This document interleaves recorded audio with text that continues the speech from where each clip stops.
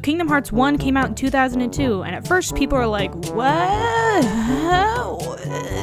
The game was a hybrid between Disney and Final Fantasy, two franchises that had nothing to do with each other. But the game's director, Tetsuo Nomura, was like, nah guys, I got it, you don't understand, I'm gonna make it work. And surprisingly, it did. Kingdom Hearts has grown into one of Square Enix's most beloved and successful series, and with the semi-recent release of Kingdom Hearts 1.5, some of you might have walked past it in a store and thought, oh yeah, isn't that like the weird Japanese game where you beat up Mickey Mouse with a giant key or something? Well, whatever the case, if you're new to the series and are prepared to get into this roller coaster of a franchise, here are some basic tips for people who don't know shit about this game.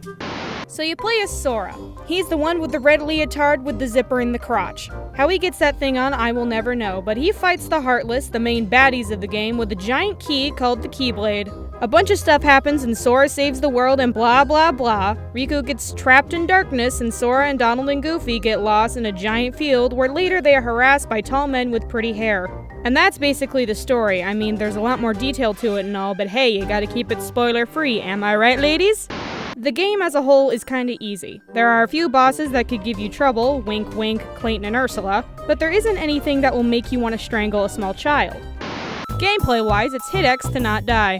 98% of this game is hitting X, and you're gonna love every second of it.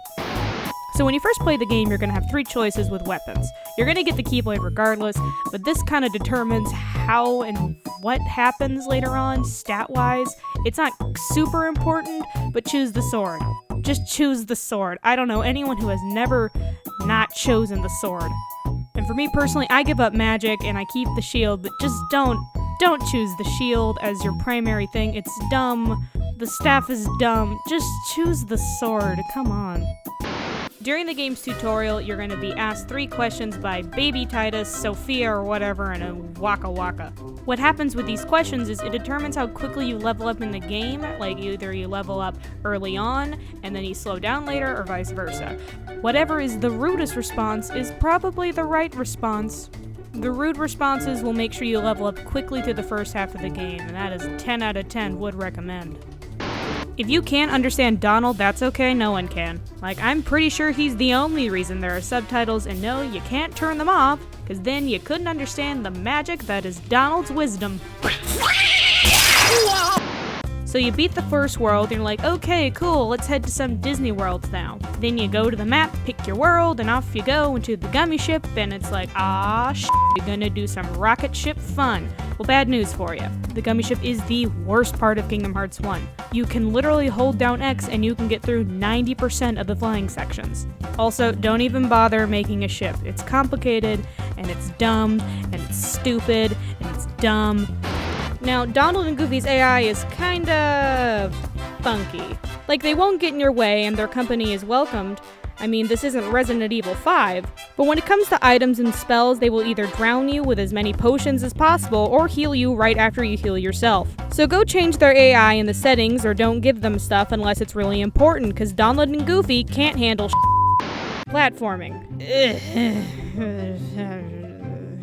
Sora's jump in this game looks like he's trying to take a squat poop in midair, and the platforming isn't very fun. I mean, I think Kingdom Hearts is a treasure, but never have I been like, oh boy, the jumping sections! Now I get to see Sora's perfect 3D ass miss the ledge by 1 inch and do it all over again, golly gee! The game has a bunch of hidden like extra bosses and mini-games, and they are all really worth looking into, especially if you like seeing that nifty death animation. So soothing. Now, Kingdom Hearts is definitely one of those games you have to play to really get. And yeah, some parts are weird and the story is just one of those just roll with it, yeah, that's totally makes sense kind of things. But there is a lot to enjoy about this game. And I hope this Basics Beginner's Guide makes your gaming experience a little better. So rate, comment, and subscribe, and I hope you have a fantastic day.